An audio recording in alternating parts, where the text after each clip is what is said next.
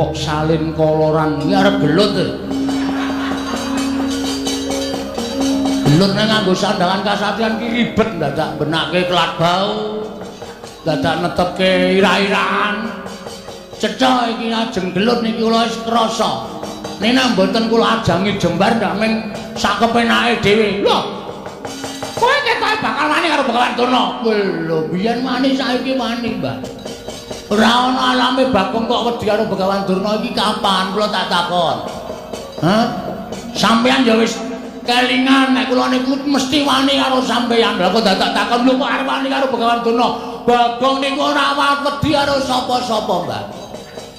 Patokan kula niku anggere bener sing tak belani wong tuwa kula aja kok sampeyan dewa mudhone Bagong ora gigrek. Hah? Aja kok men Durna. Ha sampeyan niku dumeh titele pendhita pondang manyor-manyor ra ning Ngastina.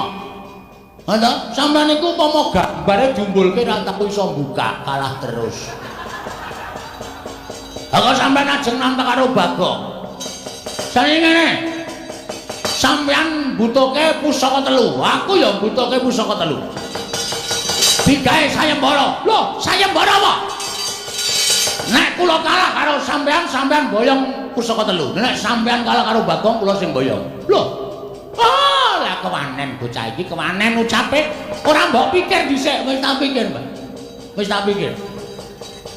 Aku ngerti kowe nggo Kurawa ta, kowe gleleng nggo Kurawa. Kowe iki nek dhewe ya mung ceputas, ceputis. Ora ndek kewanen apa-apa, ning gandeng kowe nggo Kurawa, Dursasana, Kartowawa, Surtayu, Surni, Sinden. Kowe mesti gleleng. Kowe mesti kaya yak-yak ora. Ning Islam apa ki? Sasuwene urip Bagong iki dilalah kok ora wedi karo Kurawa. Ayo kruyun. Kruyun. Bagong aja gawe dak-dakan ning pasulayan. Sampeyan meneng mboten? Kene ana sing ngisru-ngisru leh kula nesu, ora nyawang sapa-sapa. Amuk kabeh. Nganggo tata krama ora? Nganggo.